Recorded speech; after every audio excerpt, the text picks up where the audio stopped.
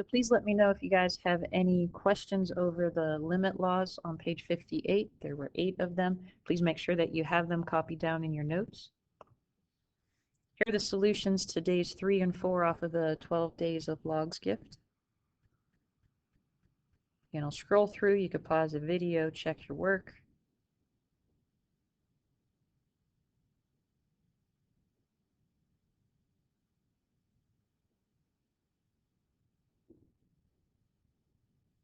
Again, for parts E and F, you could set them equal. E, you could set it equal to X. Any variable will suffice.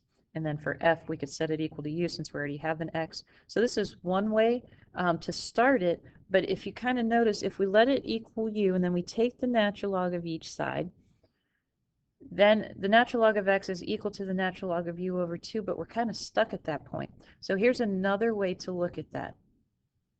We could take and rewrite the exponent using the laws of exponents here. So to rewrite this as e to the natural log of x squared, and now we know from yesterday or day 2, e to the natural log of x is just x. So then this just becomes x squared, and it's a lot easier.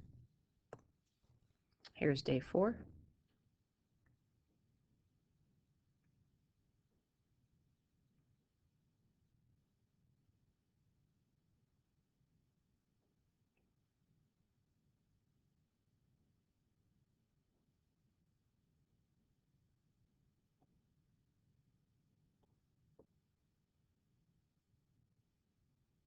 Again, let me know if you have any questions. All right, so here was the first, or item 3 from yesterday. I wanted you to prove this limit is equal to 3. So to start, we always say let epsilon be greater than 0 be given to me. I must find a delta greater than 0 such that this first absolute value is just the absolute value of f of x, which is 1/2 x plus 1, minus L, which is 3, is less than epsilon whenever the absolute value of x minus a, so in this case x minus 4, is between 0 and delta.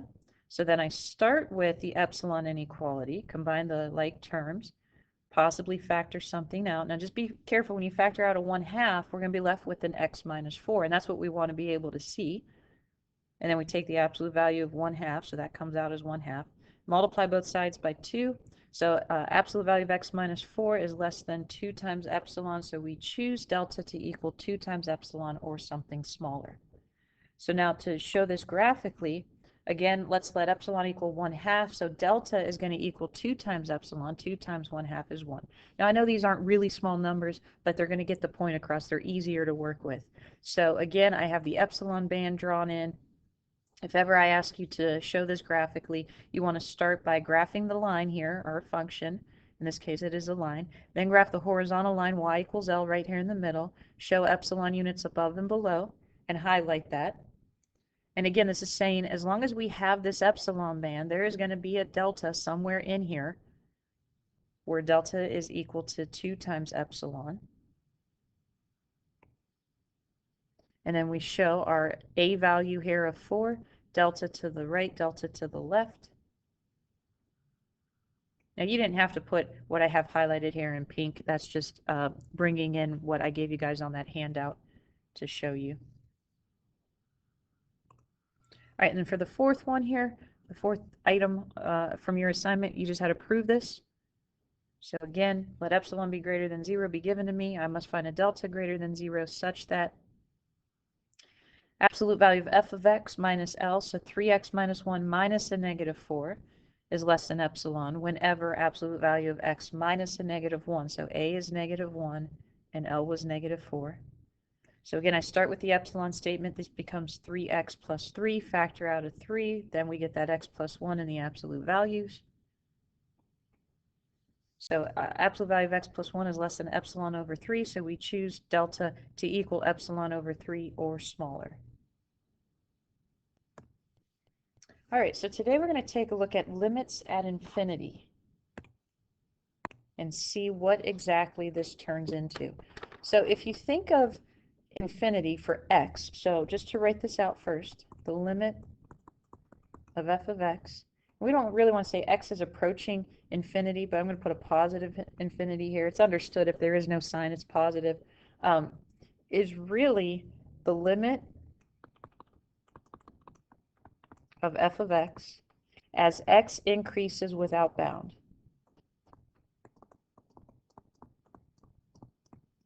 It makes more sense when we say it this way. X is increasing without bound. And if it were a negative infinity, x would be decreasing without bound.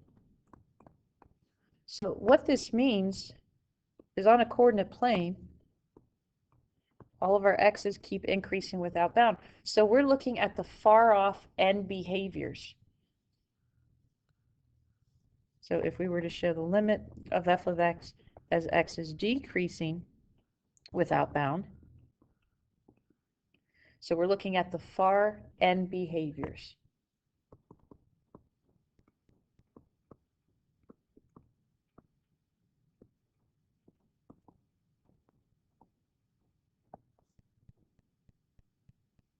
All right, so let's take a look at an example.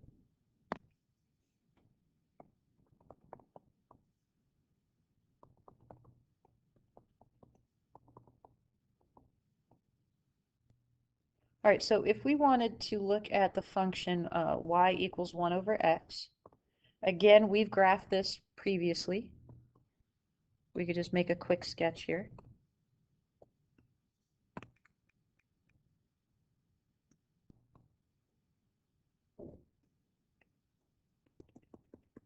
Again, it doesn't have to be perfect just to be able to answer this.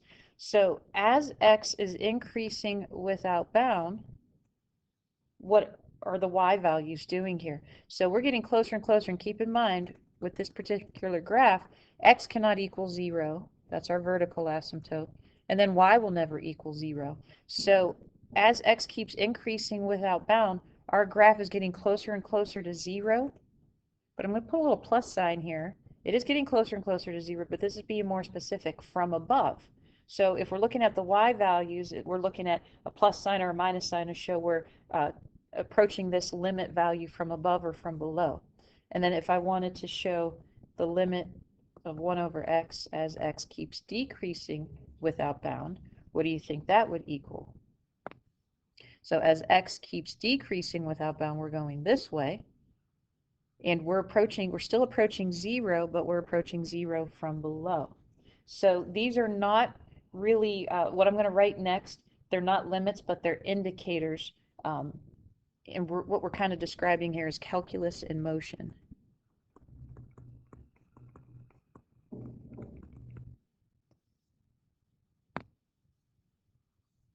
So technically, the limit would exist if we're looking at 0 overall, but I'm just showing you that we're indicating from what side of 0 we're looking at.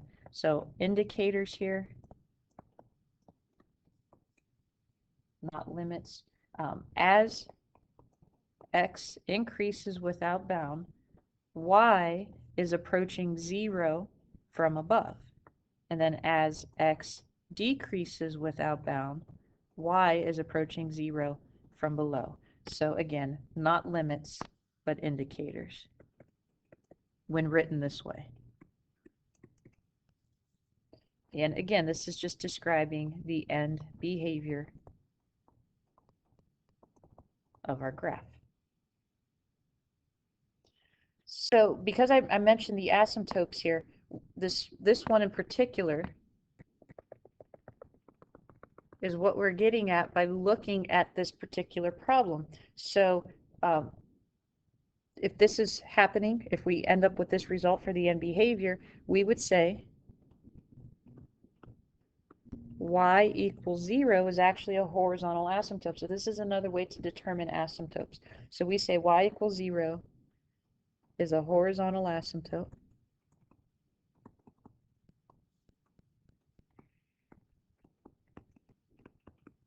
of the graph of f.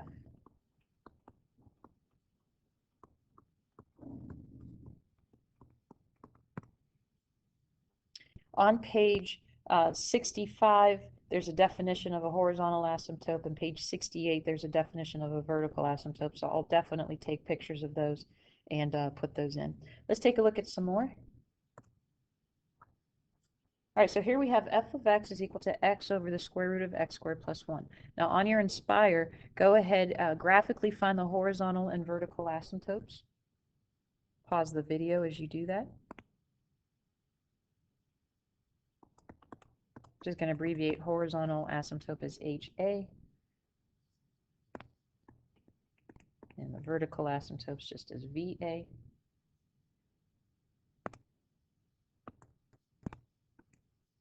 So remember, these are lines, so we have to write them as horizontal and vertical lines properly.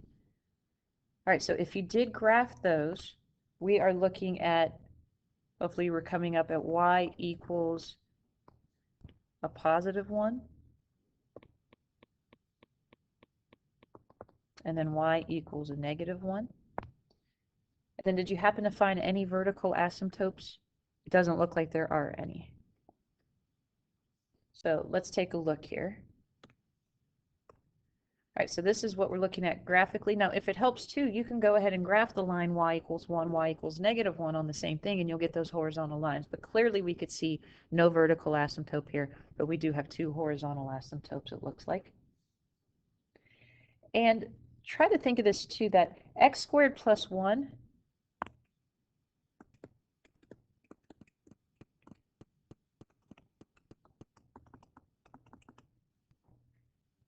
maybe just as x over the square root of x squared, which if we're looking at, and this will just become x over, we'll say plus or minus x, so we could either get a plus or minus 1. So if x is already positive, we're going to get a positive 1, and then when x is negative, see how it switches here. So for all positive x values, when you take the square root of x squared, that's going to be a positive x. But if x was already negative, if you take the square root of a negative squared, you're going to get that negative value. So this is going to equal plus or minus 1, and that's what's happening right here. All of these values are approaching negative 1 because it's x divided by negative x. But up here, they are all approaching positive 1 because you get x over x. So we shouldn't be surprised because we could think of it as something, simplify the statement a little more. All right, so remember, I mentioned this is end behavior. Let's go ahead and you guys write this out as indicators.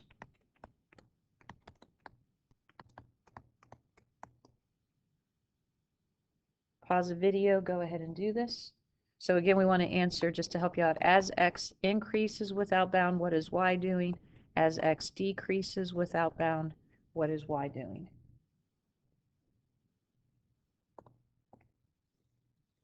All right, so as we keep our x values keep increasing without bound, it looks like y's keep decreasing without bound. So there's not going to be any asymptotes in this case. So we would say y is decreasing without bound. So we would write it like that. As x is decreasing without bound, what is y doing? It looks like all of our y values keep increasing without bound. So hopefully you were able to come up with that. And again, it just describes the end behavior. Sometimes the end behavior is approaching a certain number, so we just indicate those as the horizontal asymptotes. Here we don't have that situation, but again, we're just writing out the indicators. All right, so not a large lesson here, still to kind of go back over what we looked at yesterday. Just prove only this limit. You don't need to show graphically. Make sure you keep looking over the formal definition of a limit of a function in symbols. Please read section 2.2 in the textbook, so I will have all these pages copied in and posted for you. And then please do pages 71 to 72, 1 through 21 odd, 10 and 14 as well, and then logs day 5 off of that handout. Please let me know if you guys have any questions. I'm also going to add to this, I posted for you, if you already saw, test corrections as well. If you need a little bit more time, we could say due Friday